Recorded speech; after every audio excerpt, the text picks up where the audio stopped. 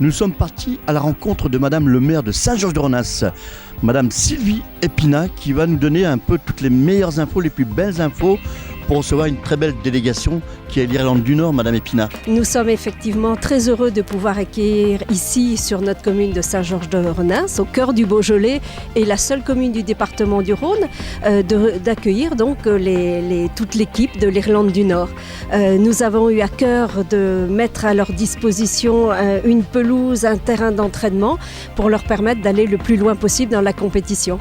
Alors effectivement, ce sont les services techniques de la commune de Saint-Georges-de-Renas qui, sans relâche, ont travaillé pour que la pelouse soit aux normes des exigences de l'UEFA et puis de l'exigence que l'on se doit pour une équipe internationale, avec la mise en place d'un arrosage automatique, avec la mise en place également de sable pour amortir les chutes, avec un gazon également spécifique. C'est également une grande joie pour notre population, pour nos commerçants aussi qui ont bien joué le jeu en décorant leurs vitrines et puis pour réserver le meilleur accueil. Nous sommes en France, c'est normal que nous accueillons le mieux possible tous nos invités ici sur le territoire.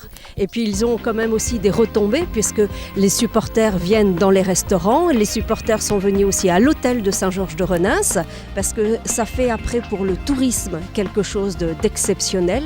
Nous devons montrer une très belle image de notre Beaujolais. C'est une région qui est superbe et si on montre au niveau de toutes les télévisions étrangères cette belle région, eh bien oui, les retombées, il y en aura encore après cet Euro 2016 parce que beaucoup de personnes me disent qu'ils ont très envie de revenir ici.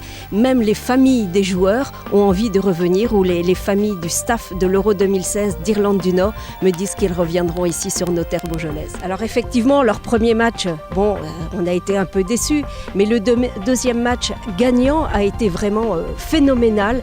Ils ont superbement bien joué avec un goal qui a été magique. Vraiment, il a fait de ses arrêts. Et puis la ferveur de tous les supporters d'Irlande du Nord qui étaient présents dans le stade. Vraiment, ça a été un moment unique à vivre et j'étais très heureuse de le vivre avec toute l'équipe et le staff de l'Irlande du Nord. Et puis après les huitièmes de finale, bien sûr, j'ai envie qu'ils soient bien présents, qu'ils soient là.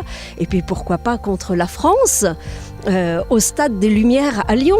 Donc c'est sûr que là, ce serait un événement gigantesque ici pour nous et on supportera nos deux équipes, l'équipe de France mais l'équipe d'Irlande du Nord aussi.